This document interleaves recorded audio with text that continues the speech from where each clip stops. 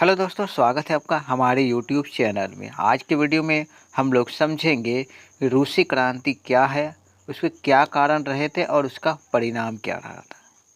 आप लोग पहले से जानते होंगे कि रूस की जो क्रांति हुआ था वो 1917 में हुआ था।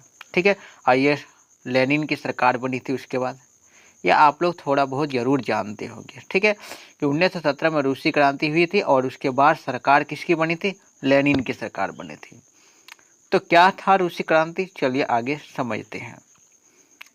तो थोड़ा ओवरव्यू जान लेते हैं कि रूसी क्रांति 1917 में हुई थी, जब उग्र श्रमिकों और किसानों ने जार के निरंकुश शासन के खिलाफ आवाज़ उठाई थी और जिसका अंत व्लादिमीर लेनिन के नेतृत्व में नई सरकार के गठन के साथ हुआ था। यानी कि ये जो युद्ध हुआ था, रूसी क्रांति 1917 में हुआ था। किसके खिलाफ हुआ था? ये हुआ था जार के खिलाफ। ठीक है, जार के खिलाफ हुआ था। और ये क्रांति के बाद सरकार किसकी बनी थी? सरकार बनी थी लेनिन की, यानी कि ठीक है।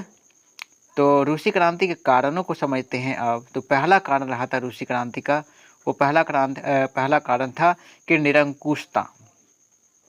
यानी कि सरकार जो थी, जार की जो सरकार थी वो निरंकुश थी।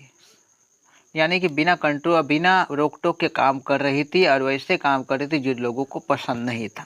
लोगों को कोई खास पसंद नहीं था, वो इस तरह के अपने एक तरीक़ा से उस टाइप से काम कर रहे थे। तो निरंकुशता इस क्रांति का एक प्रमुख कारण थी। जार अलेक्जेंडर द्वितीय ने कुछ सुधार लाए थे। देखिए ये नाम जो देख रहे हैं, जार अलेक्जेंडर द्वितीय, ठीक है, उसने कुछ सुधार के कार्यक्रम लिए थे, इसका सरकार चल रहा था। लेकिन उसके बाद के उत्तराधिकारी जो आए, जार अलेक्जेंडर द्वितीय के बाद जो भी जिसका भी सरकार बना, जिसका उत्तराधिकारी जो आए, वे निरंकुश हो गए, है ना। यानी कि उस पर किसी का अंकुश नहीं चल रहा था। जैसे कि जार अलेक्जेंडर तृतीय और जार निकोलस द्वितीय, ये दोनों दो नाम आप देख रहे हैं, ये निरंकुश हो गए थे। समाज को पूरी तरह से बर्बादी की तरफ धकेल रहे थे।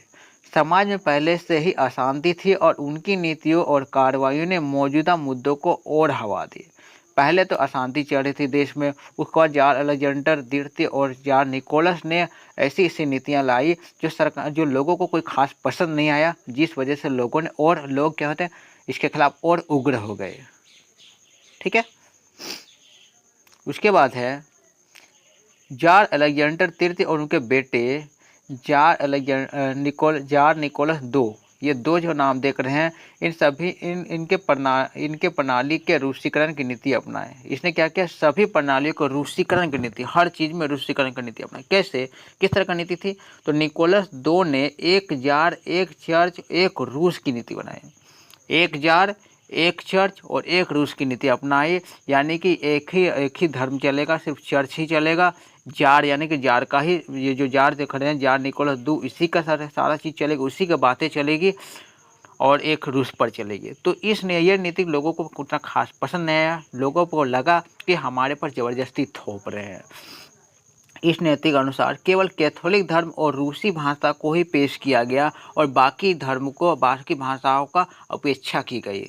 तो ऑब्वियस बात है, बाकी धर्म के लोग, बाकी भाषा के लोग उग्र हो गए थे और इस नीति ने रूस में बड़ी अशांति फैला दी। ठीक है,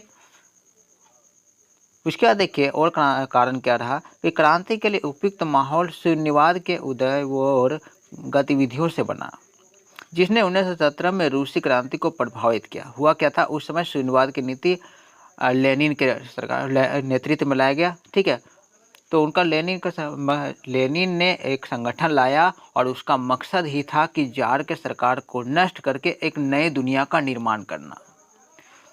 तो लेनिन आंदोलन भी करने लगे कि कैसे तरह से जार द्वितीय को हराया जाए। तो इससे भी रूसी क्रांति को और बढ़ावा मिला।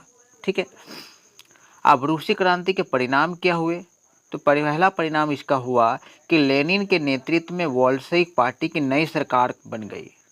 ठीक है, नई सरकार बनी और किसके नेतृत्व में? लेनिन के नेतृत्व में। और इसके बाद कम्युनिस्ट पार्टी के नाम से जाना गया। जो बोल्शेविक जो पार्टी थी उसका नाम बाद में क्या पड़ गया? कम्युनिस्ट पार्टी नाम पड़ गया। और इसके नेता कौन थे? लेनिन थे। ठीक है,